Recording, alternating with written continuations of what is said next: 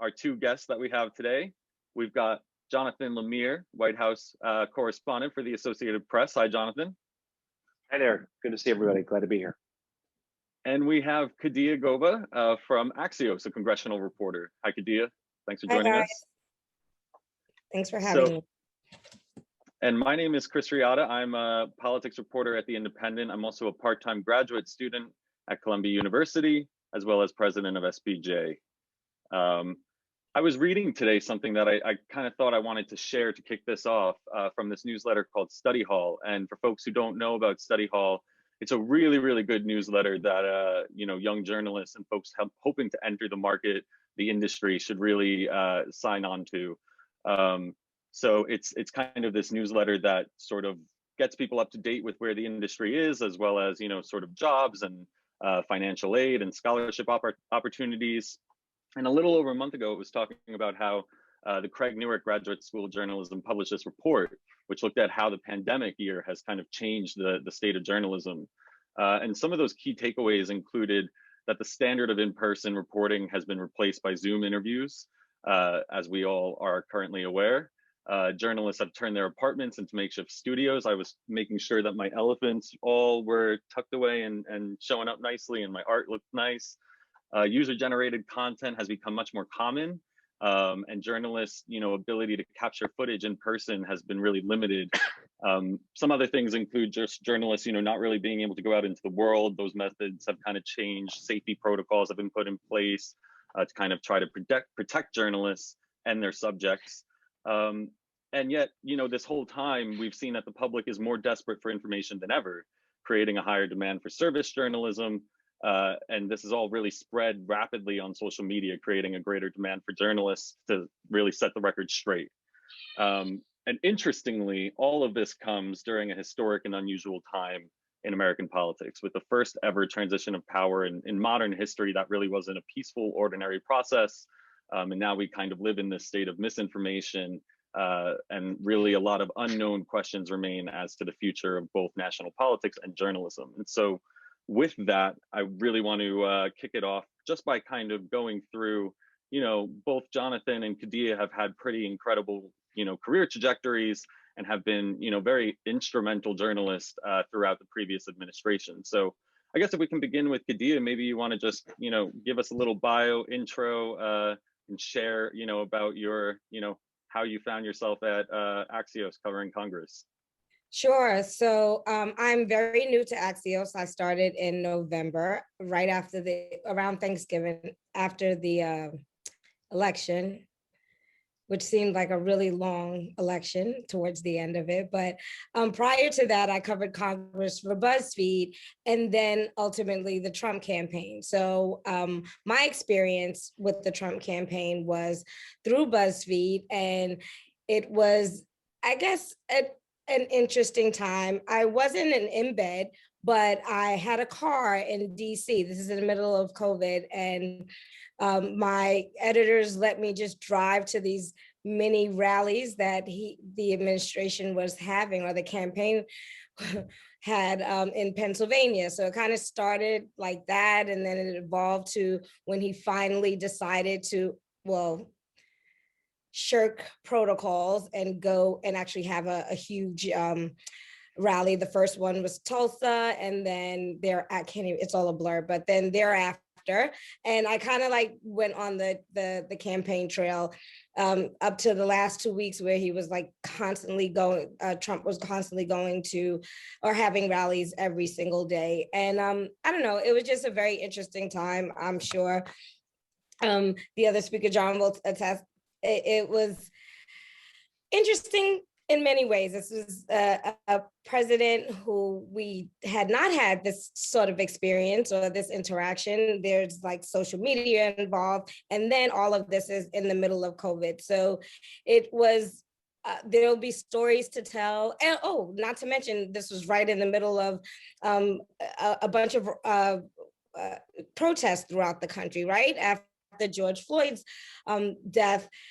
So all of that, it just made for a very interesting time, to say the least. I'll go. Thanks for that. Yeah. Sure. So I as a quick for bio, I graduated from Columbia entirely too many years ago, and worked for more than a decade at New York Daily News, where I had a couple of run-ins with Donald Trump, private citizen, sort of celebrity real estate developer. And then politically, I moved on to the Associated Press, where I was covering New York City, city and state politics and City Hall, the administrations of Bloomberg and then de Blasio, when a call came up from the head of the national politics team in Washington, who said, hey, Donald Trump is going to be announcing for president. This is June 2015. It's a stunt. It's probably not going to mean anything. We're not going to bother sending anyone up from Washington to cover it. You're our New York local politics guy. Can you just go up there and maybe write a couple hundred words to what happened?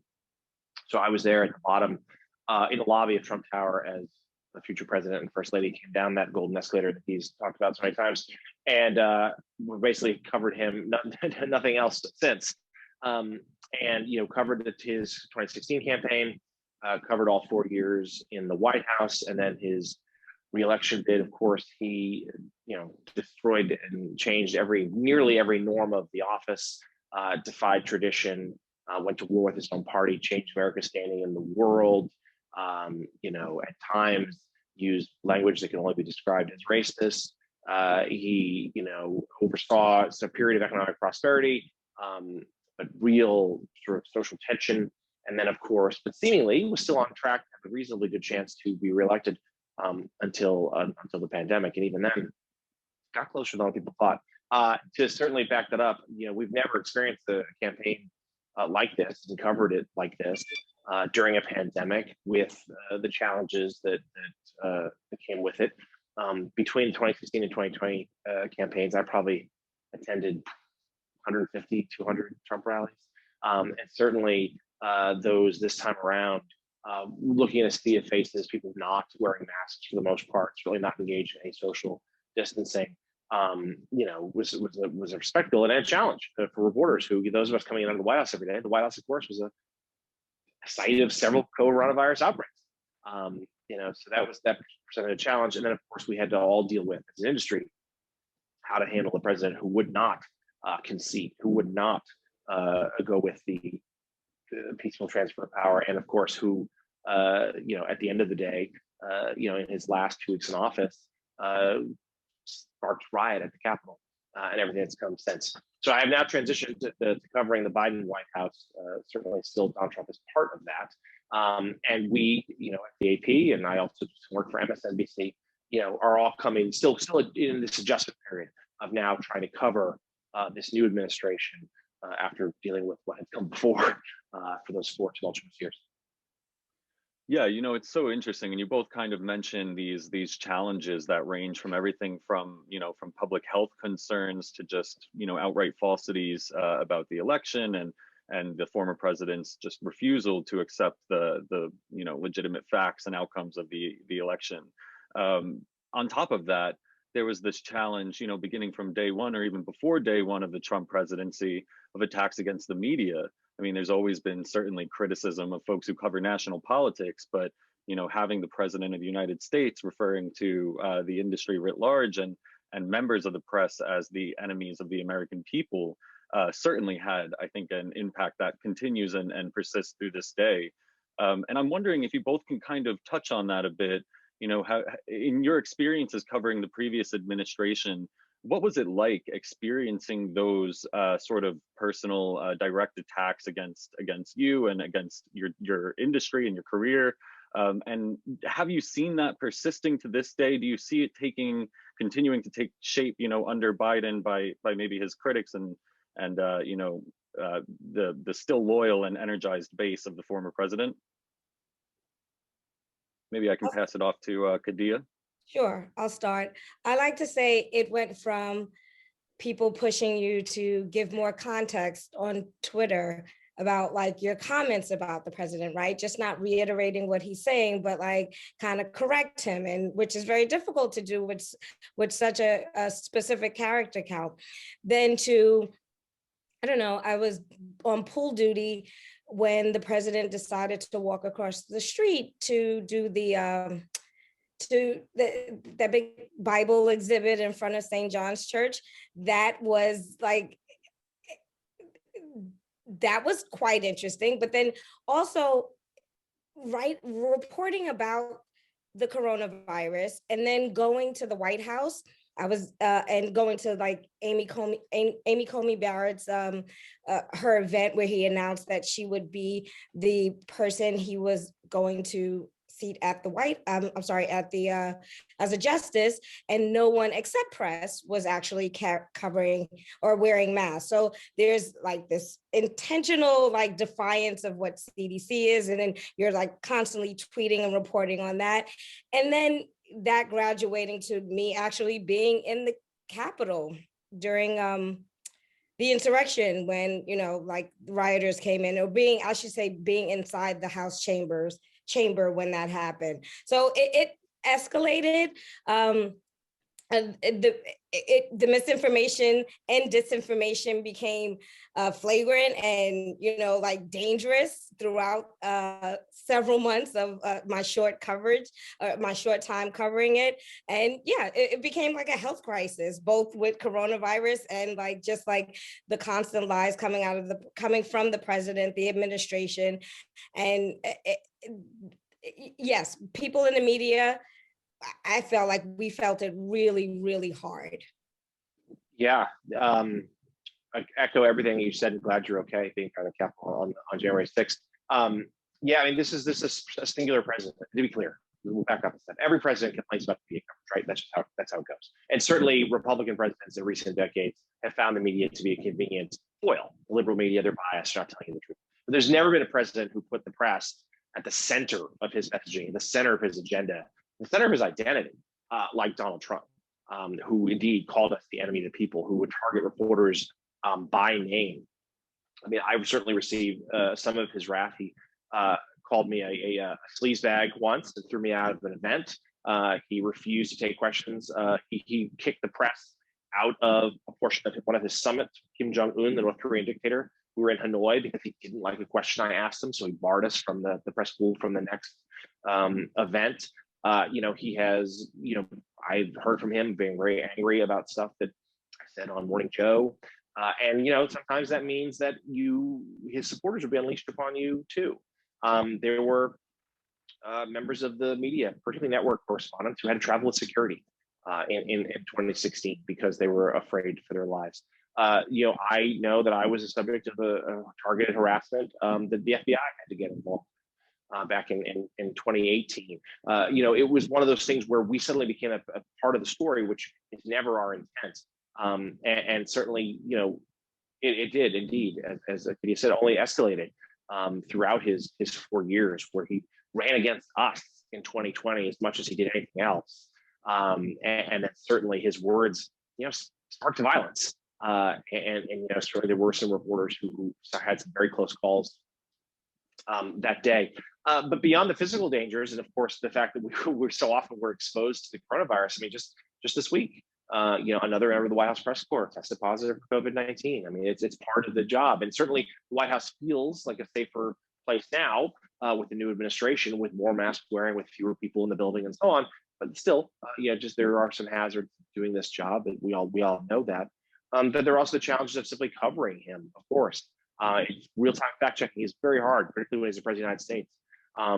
And you know, and I think now that he's left office, there is both the element of some of the supporters still are no fans of ours, but there's a new challenge also to covering the Biden administration, where for these last 4 years, there has been a sense that, you know, with the media, with Trump elevating us, we also, of course, look, cable TV stations had record ratings. A lot of newspapers had record circulation, subscriptions. You know, we became, you know, for certain members of the left, of liberals or Democrats, you know, we were part of the resistance, you know, and that therefore they were sort of cheering us on in some ways. But that, of course, is not our job. And our job is to report and to deal with the truth and to be as you know, objective as possible. So now I will say, when we write something that's perhaps a little critical of the current administration, it's a blow up on a different side. You know, like you hear a lot from the blue check marks on Twitter because they didn't like a story. I mean, I'll say just this weekend, I wrote a story about how this president He's gone longer without holding a news conference than any president in 40 odd years. That, you know, they've limited his interactions with the press, and there's a strategy behind that for their part, but it's simply just true. And let's just say my Twitter account was a bit of a dumpster fire in the last few days. Yeah, you know, it's so interesting. And I noticed Press Secretary Jen Psaki kind of skirt around questions today just about that exact topic, and saying, you know, he's been in front of the press 40 times or something like that, but still has yet to actually have one of those press conferences. So it's funny how, you know, it almost seems like your readers become fans in a way when you're writing about, you know, something that almost confirms what it is they want to hear. And then when you go ahead and write something that doesn't confirm, you know, the news that they would like to know, you're suddenly the enemy again. But you know, I speak to the physical danger, especially at rallies, especially towards the latter end, towards the end of the campaign. Trump became very aggressive. Well, the media reports were insane, right? He just kept like messing up, basically, right? So he's the person easily prompted to address those criticisms on stage with his supporters. And you know how he points to the press. I don't know if you guys can appreciate it because it's very different when you're looking at it on TV, but he'll point to the press and you know, the crowd will boo. Well, don't forget, like as a reporter, we actually have to go out and talk to those people after and interview them. So I'd had really large men yelling at me and telling me, I mean, I work for BuzzFeed, telling me to like leave, get out of their face, almost becoming physical. So it was just, like I said, very, very intense. And I'll just hop in real quick on that too. Just I completely echo that. And there are moments where you felt really at risk at these rallies, and he did that. He'd point to the back, and everyone would turn and boo. I mean, I remember in an event in 2016, late 2016. It was in Cincinnati, Ohio, and you know, it was late in the day. It was one of those days where he had 3 or 4 rallies. It was late October, so it was like 8, 9 o'clock. The crowd had been pre-gaming, shall we say. And that by the time we got in, it was late, and it was a downtown arena. It was packed as we entered. You know, because we arrived with the motorcade, the pool did, the press pool.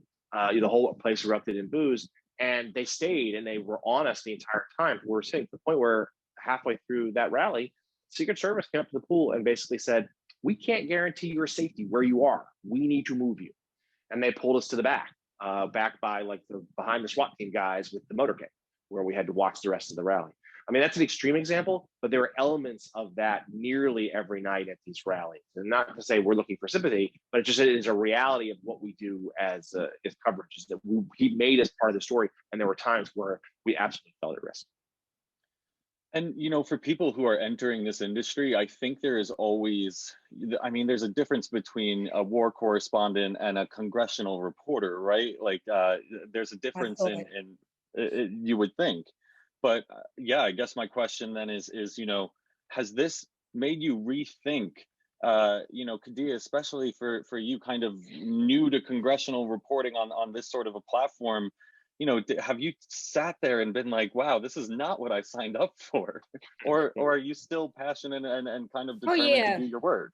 Oh, please. During the insurrection, when I was being, well, not escorted, when I was leaving with members of Congress going into the undisclosed location, which I'll have to add that the press was not allowed in.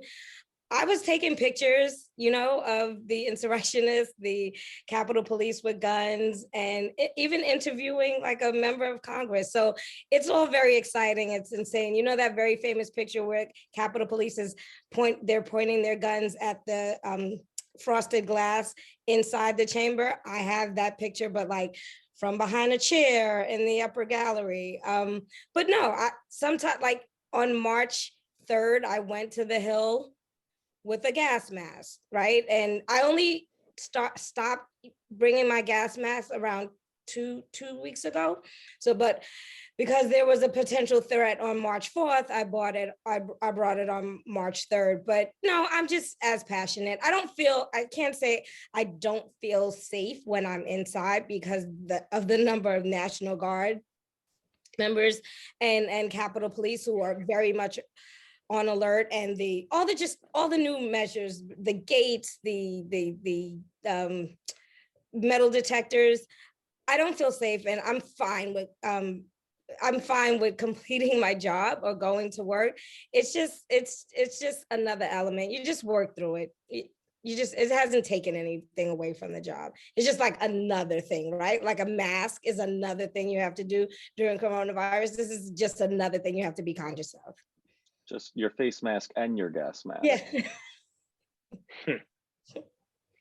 I mean, it's there is this question, and I'm wondering whether either of you have any sort of ideas on this. I mean, at some point those gates are going to come down, right? And security is, I mean, we already hear the growing calls for, kind of the capital to return to somewhat normalcy.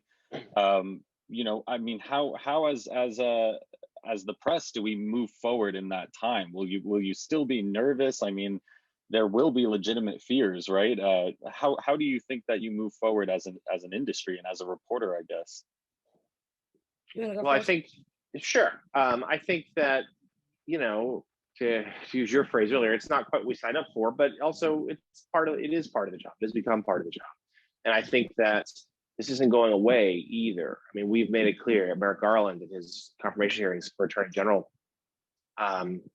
just in the last couple of weeks, thought that the threat from domestic terror is as dangerous as one from overseas group like ISIS. That the country is so deeply partisan right now and so extraordinarily divided, and the fever has really whipped up, and they don't really see that dissipating, and it doesn't help in this case when the former president certainly seems content to continue to do so when he emerges from hiding. I mean, certainly, with any journalist, any field who's covering a high profile event, there's a degree of risk, of course, right? And certainly in politics now. I mean, I was not there on the day of the 6th, but I was at the White House during some of the protests nearby in the aftermath of the George Floyd's death.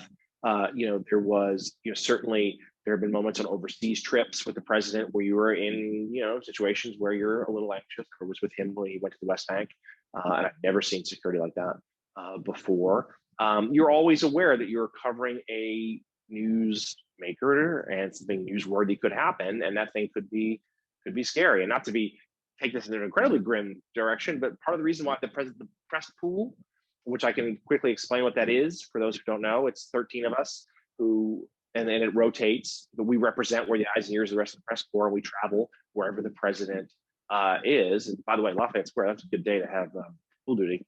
We're there in part because so the president at any time can have easy access to the media if he or she has a message to deliver, right? Like because we've called in an airstrike or whatever it might be. There's a crisis he's got to respond to. We're also there in case something happens to him. It's an aftermath of President Kennedy's assassination. That is partially why we're there too. So there's an element of risk. That's part of our job is to document history, even if it takes a dark turn. And so, I mean, with that, the Associated Press and Axios are both known for really kind of getting straight to the facts. I think Axios has a very sort of quick and digestible format, whereas the Associated Press is really kind of the go-to standard of what is truth and what's, not exactly truth coming from the White House or wherever it may be. And I'm wondering, have you both learned any sort of like quick best practices since, as you both say, this misinformation, these mistruths, it's still going to continue with or without the former president in office. How do you combat, I guess, disinformation as it's being told to you and, as you're sort of being used as this vehicle to distribute that sort of news coverage of that information? Maybe Kadia, if you can kick it Sure. off. So obviously, we have this, one of the tenets of Axios is to have a why it matters, which is like a quick explainer and just being like, I guess, super fair and super incorporating both sides. I always put both sides of the, I don't know what you call it these days, the equation into the story, and just giving as much context. And of course, that means reading everything you can about your topic. But I think context is really, really important. Yes, and I think that I could not agree more. And I think that's a lesson that the press corps learned, the press learned in the early days of the Trump administration, right? Where for a long time, I mean, it's something we've always known, but it was really driven home then. Because for the longest time, when the White House would issue a statement, you could, largely accepted it as fact, right? You could take it as fact. Like there's certainly disagreements, there's policy differences, whatever, but the White House, you tend to believe that it's true. That changed dramatically on the second day of the Trump administration, when Sean Spicer took the podium in the briefing room and disputed the account of the crowd size for the president's inauguration.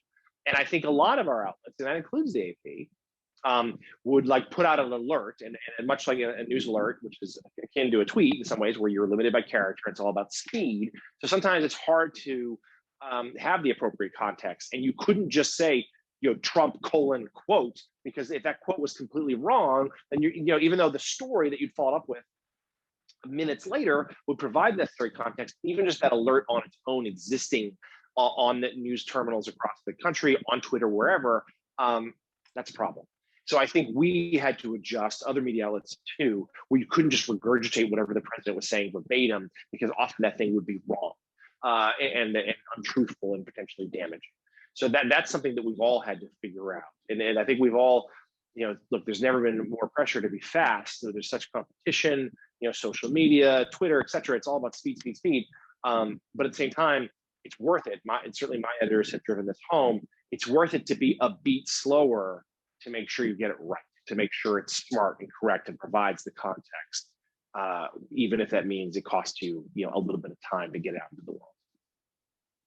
Yeah, I think that's something even readers and folks who are brand new to this industry noticed over the years, is how even you would look on CNN and the Chyrons began kind of fact checking the president in real time, which was kind of to the joy of many viewers. So that feels like something that has been kind of course corrected.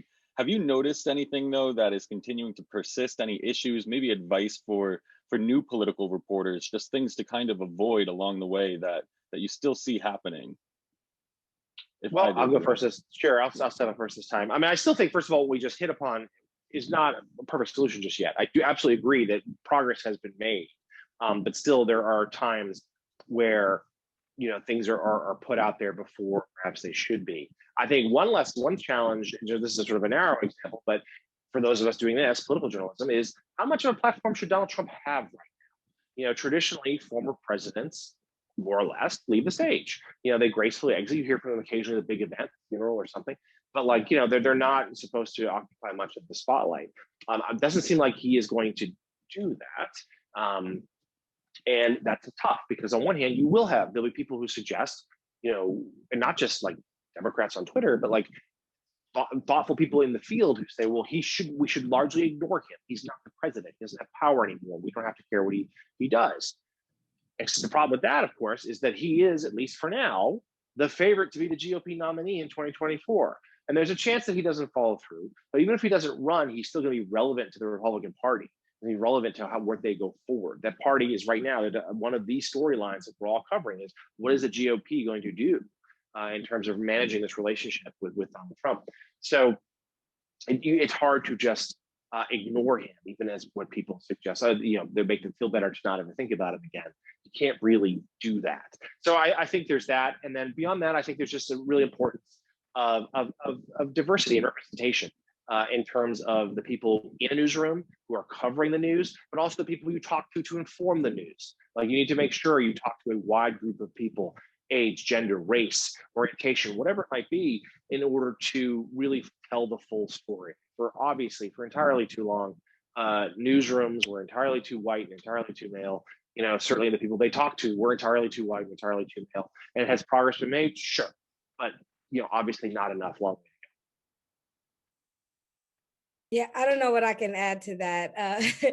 Diversity is a huge issue, and newsrooms, I'd say, within the past year have been very conscious of that and have been recognizing some of the issues that they have, because they don't have such a diverse newsroom. And that's changing. Hopefully it'll change more. yeah, it's important to get diverse voices. And just to echo his sentiment on covering, I mean, there are new beats right now that talk about the future of the Republican Party. Of course, it has everything to do with Trump, but it's not our fault, right? Like, this is what the GOP has created for themselves, and this is what, for better or for worse, this is how they are moving forward. So he is sadly a huge part of, I think he will be a really big part. Definitely, he's made a commitment for 2022 and helping, the midterms. That's going to be a whole thing, and we'll see if he actually buys for the nomination. I actually don't think he will. I don't think a lot of people will, but I think he will be relevant. I mean, this is Donald Trump. I'm a New Yorker, right? If you've been to his buildings, if I worked in Trump Tower for several years in like a retail store, if you know him, like the flashiness and him going to parties, like this is just another avenue of attention. And sadly, because he won the presidency, he is going to get it. You just don't see former presidents be as much of a voice after they're in no longer in office, and he's taking every opportunity to just flip that around like he has anything else. It's interesting. I can also absolutely, I'm not surprised at all that you're from New York. I can hear it in your voice. I'm Long Island myself. Worked in Trump Tower. How about that? That's yeah, I saw him all the time. I was so offended that people were like, you, whatever. I spent, quick segue, that during the transition after he won, I literally, with the transition, of course, was conducted at Trump Tower, and we all remember the C-SPAN camera set up and the cabinet officials, would-be cabinet officials wandering in and out for interviews. I mean, I literally sat on a bench there for like 3 months straight, watching all of this. So I'm very familiar with everything about Trump Tower. And I will say, the deli downstairs sandwich is not bad. As long as they weren't bad. For sure. I worked in a little. How much is a sandwich from that deli though? $14. No, so yeah, like that sounds right. Where did you work? At Dooney and Burke, a retail store. I used to be in the fashion industry before coming to journalism, and I was just. Prosciutto and mozzarella was pretty good. What's that? The prosciutto and mozzarella was the best of the group, I thought. Anyway, go ahead. It's just crazy how you both have these like weird personal connections to the former president before he was the former president. He tried to set me up on a date once, but that's a story for my book. Sorry. I mean, you have to tease a little bit more out of that for us. The very short version is that when I was an intern at New York One, the local cable station in New York City, I covered an event with a female correspondent, and he was at one point, while answering my question in a little post-event gaggle, his clearly mind trailed off, and he asked if me and this woman had worked together. And I said, no, like there's just a woman who worked for another station. I've never seen her before. And then he proceeded, I'm cutting to the heart of the story, but he proceeded to then ask, well, would you like to be together? I can help make that happen. But I did not take him up on that. Can I just say I was an intern at New York One also on the politics desk? Oh yeah, well, we can chat afterwards. Then we're taking this off track. Did Trump ever try to set you up, Khadija? He did not. That is bizarre. Wow. Well, also the most Trumpian story. I mean, it's not surprising, I think, to anyone in this panel right now. But wow, that's very interesting. So yeah, I mean, thinking about it, and we have a one question coming into the chat. If anyone else wants to drop questions in, I'm happy to ask those. We have one just asking, advice for journalism students interested in getting into political reporting. And, Khadija, I think you might be interesting to start with, since you just mentioned you kind of segued from fashion to the journalism world. Can you tell us a little bit how you got into that? And I guess specifically how you sort of covered politics. Sure, this was a complete mistake. It was my first. It was my first internship out of Hunter College. Was this little crappy, I shouldn't say that, this little political blog called Kings County Politics. And I sent my resume out to a bunch of people. He's the guy that called me back. I met him at a Dunkin' Donuts. And before I knew it, I was writing stories, still working for myself and writing stories for $20 a pop.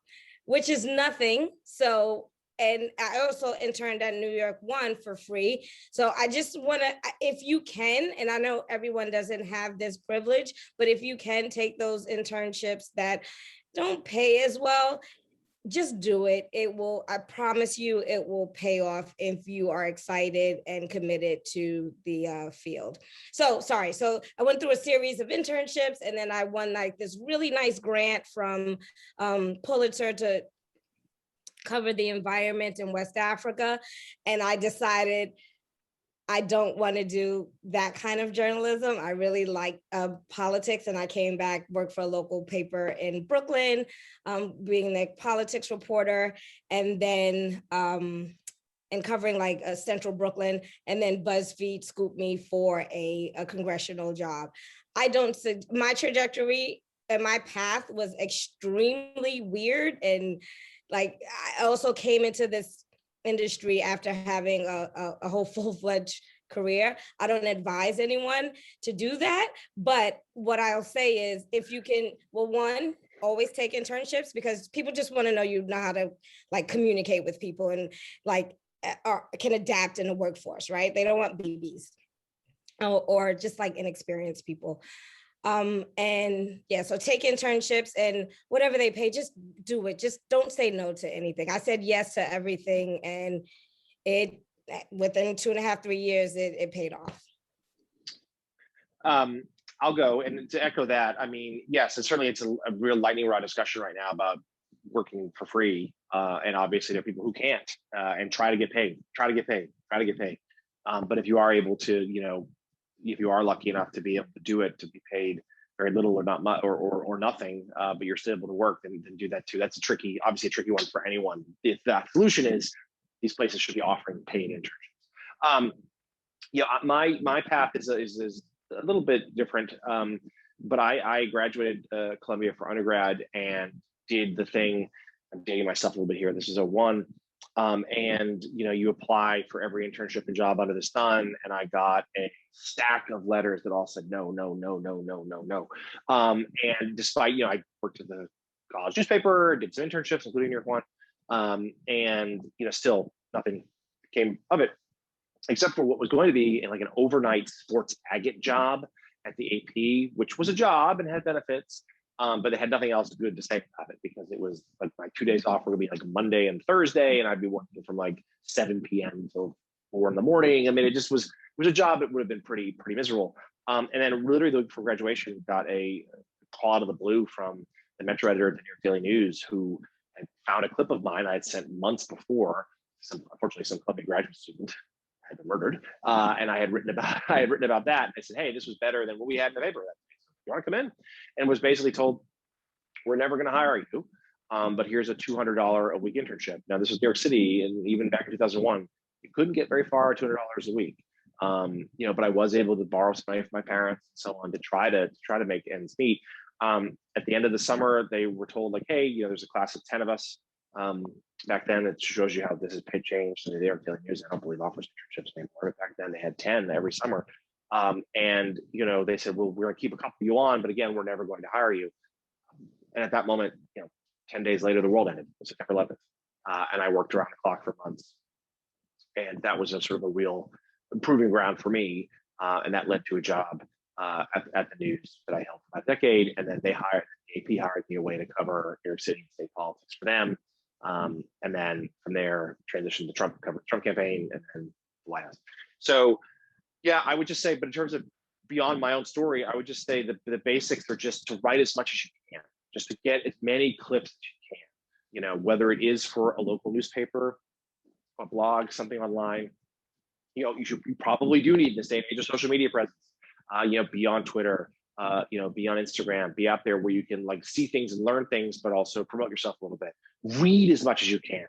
You know, you're gonna find your own voice, but you undoubtedly be influenced by other writers, other journalists. So that's important. Read as much as you can, write as much as you can, say yes to as many things as you can, and then, you know, work hard. You know, some of this becomes about who you know, and there's networking involved. And we both caught lucky breaks along the way. I think everyone in the business has at some point. But just do as much as you can. Practice, read, write. Yeah, it's unfortunate that I think, the answer for a lot of successful journalists is, you have to kind of work harder than really any other industry for less money and more hours and Sure. take on more and really say yes to whatever until you're in a place of power where you don't really need to do all of that. I also had to, do a free internship and then work two jobs through school to Yeah. sustain that. Um, you know, Tina has asked, curious about how Kadia and John handle their social media feeds. How do they keep their feelings out of the posts? I think that's something a lot of student journalists, you know, struggle with and try to figure out. There's always a question: are we activists or advocates? I really don't like that question, but I think it leads to an interesting discussion about, the things that we post online and how much are you allowed to say things like, obviously someone like George Floyd shouldn't have been killed, and Black Lives Matter is like not a violent, domestic terror group like the Proud Boys is, or something. Like how do you sort of, I guess, go about that, walking that fine line? Yeah, it's hard, right? But there, once you get canceled one time, you don't ever want to have that experience with a bunch of trolls on your Twitter feed. So you learn the lesson not to do that. And also, like, you're a journalist, right? Like, who cares what you think, honestly? Like, that's kind of my sentiment. Again, I'm a little older than a lot of people coming through the ranks now, but no one, I don't want to hear from, like, why would you want to hear my opinion? I don't want to put any doubt in your mind about what it feels or what it is to me, what it feels like for me to cover Republicans or Democrats. Just like, these are the facts and that's it. So I might, like, I don't do any personal stuff. Plus, I don't want anybody in my business. So there's that. There is that. I mean, certainly words to live by is you don't get paid by the tweet, first of all. So like, that's not helping you any. I think that you of course you have to be mindful and careful. And look, social media is part of the game right now. And certainly it is a great way to promote, and people have identities, and I've got a fair number of followers. But you do have to be careful. It's very easy to say something, tweet something really bad that could cost you your job or make people question your integrity. As Thea just said, you don't want to sow those doubts. Some companies certainly have social media policies. The AP's is pretty strict. I mean, we don't, I mean, I can tweet personal stuff, but that usually means the Red Sox. I'm not going to tweet about anything of any that's inflammatory about my whole life. And again, I don't also want to have a degree of privacy there. It's not. I don't think people care. I don't want people necessarily. Don't want people in that, particularly in this heightened environment, as we talked 20 minutes ago about how reporters have become targets and stuff. I'm not going to broadcast. I'm never going to tweet a picture of my kids. And I think that you do have to be careful. I mean, look, I'm sure every reporter out there, if you looked in their drafts, you'd probably find some stuff that would be pretty explosive, but you know better to actually send those things. And so I think it is just a matter of just being patient, taking a few seconds before you click the button to actually send the tweet. It's just more times than not, it's not worth it. And we have seen reporters, from all sorts of publications get in real trouble for things they tweeted, and it's not worth it. It is sort of a necessary part of the game right now, I think, but it's just one proceed cautiously. Yeah, I have this kind of rule of thumb with my tweets, and I ask myself, is this something that I want to tell the world, or is this just something I want to complain about to my boyfriend? If it's like a fact or a story that I want to share, that I want readers to be aware of, then it's something that you should probably tweet. If I'm upset about something, maybe I'll just tweet it or text it. I'll even add a little further that I think that is right. And I think it bleeds into our coverage too. Like, you want to be clear-eyed about stuff. And sometimes that means using harsh words. Like when the President Trump says something that is racist, you call it racist.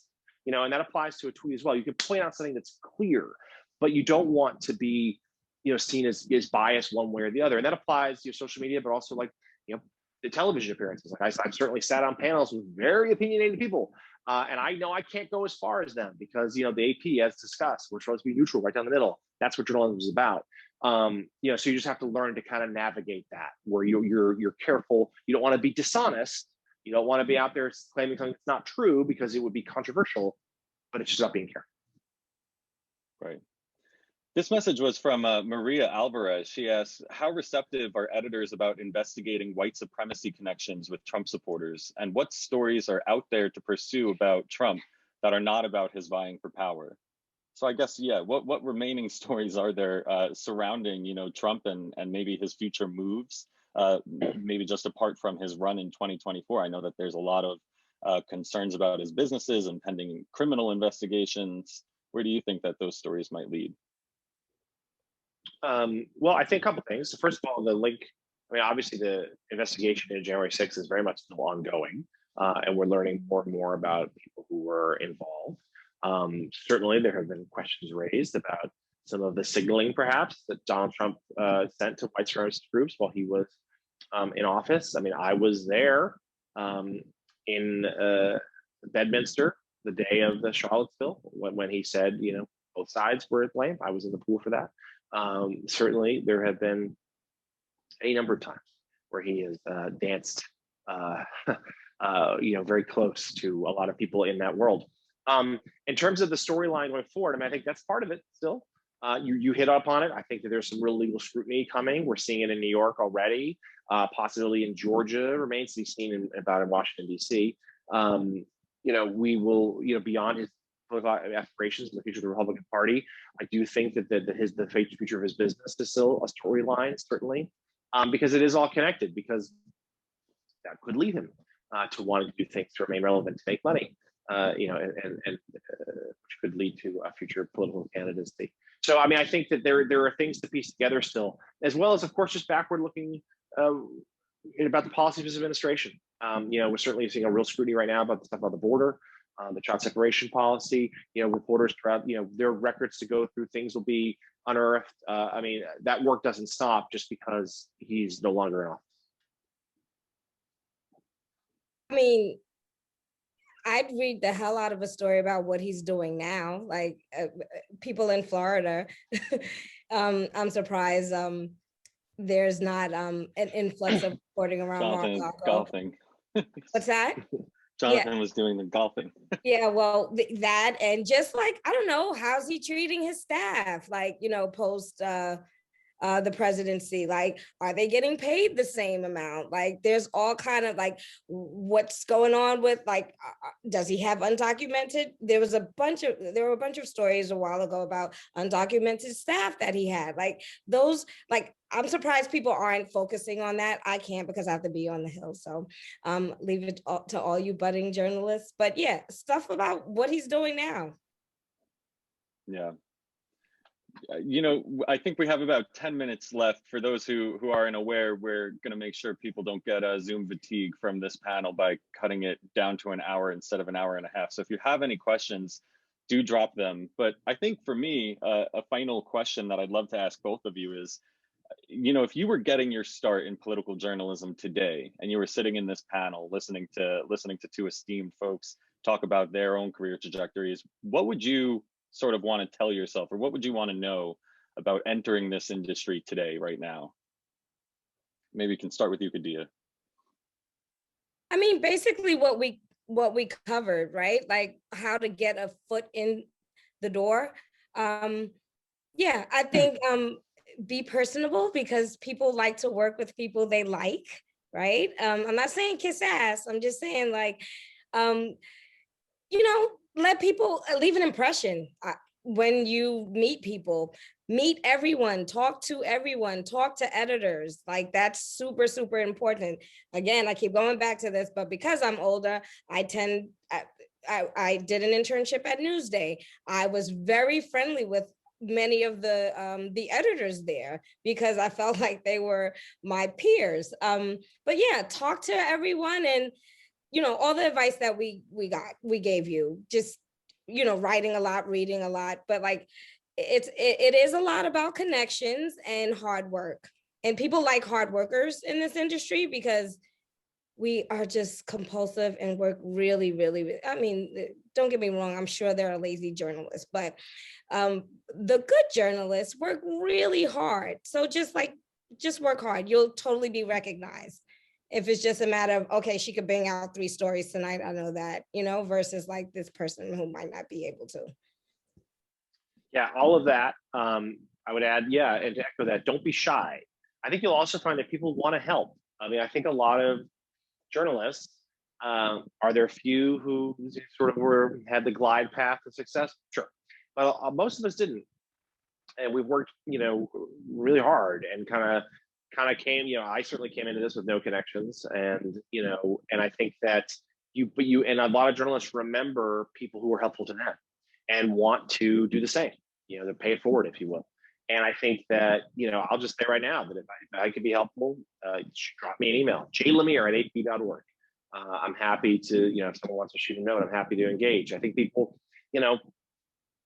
and not just me, at newsrooms across the country. And I think that that person's not necessarily gonna be like, oh, here's a job for you, but they're gonna be able to say like, hey, here's some advice, here's some tips, here's some things you can work on. Like, let's stay in touch. Because I do think there is an element of networking. This is an extraordinarily competitive field. There are way more people who want to be journalists than there are journalism jobs. And I do think that, look, we've gone almost an hour without talking about it yet, but it's an industry in some flux right now. Yes, like the top of the line organizations, the cable networks, the biggest papers, are doing really well.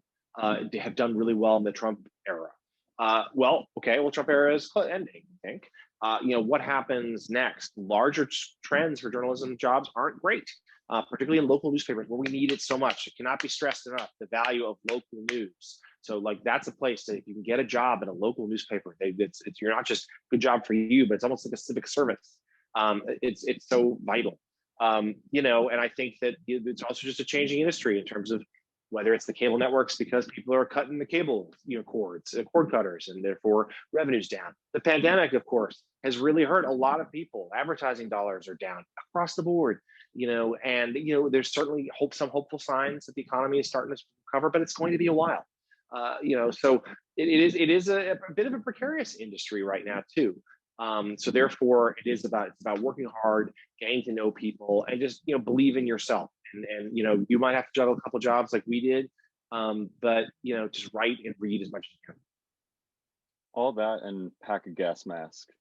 Yes. And Emily says talk to the secretaries too, which I second. Secretaries can really help change your life if you let them.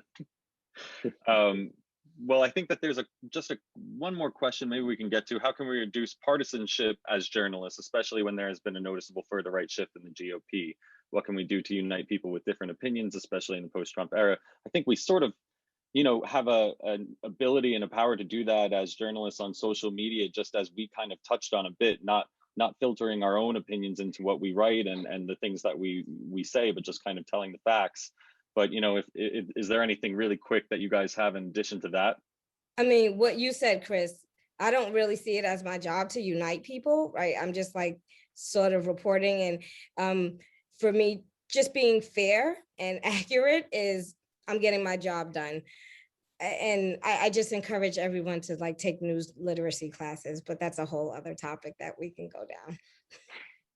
Right. I think that, as just said, that's not really what we're meant to do. But I think it's more important.